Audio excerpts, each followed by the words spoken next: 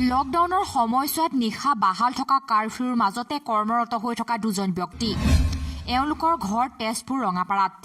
পেছা তেওঁলোকৰ এগৰাকী বাছ চালক আৰু আনগৰাকী হেণ্ডিমেন বৰ্তমান দুয়ো নিয়োজিত হৈ আছে কৰোনাৰ আক্ৰান্ত ৰোগীক অনা নিয়া কৰা কামত এক কথা দুয়ো কৰোনা যোদ্ধা তেজপুৰৰ পৰা বিভিন্ন জিলালৈ কৰোনাত আক্ৰান্ত ৰোগীক অনা নিয়া কৰাৰ বাবে সমাজৰ একাংশ মুখা পিন্ধা ভদ্ৰলোকে দুয়োকে এতিয়া চাবলৈ লৈছে ঘৃণাৰ চকুৰে কৰে লেইলেই চেইচেই কৰোনা ৰোগী কঢ়িয়াই থকাৰ বাবে ঘৰৰ মালিকে সোমাবলৈ নিদিয়ে ঘৰত এওঁলোকৰ আহ্বান শুনোৱা হওক নিউজ ডেস্ক ৰিপৰ্ট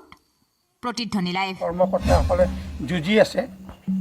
তেখেতসকলে যাতে এইখিনি ৰিলিফ পায় আৰু এইখিনি আমনি কৰিব নালাগে কাৰণ আমি ৰাইজৰ কাৰণে ওলাই আহিছোঁ হয়নে নহয় এইটো বিপদ সময়তো সকলোৱে সহায় সহযোগিতা লাগে আৰু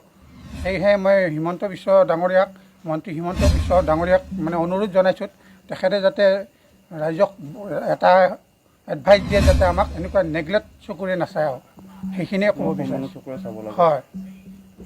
সেইখিনিয়ে আৰু ধন্যবাদ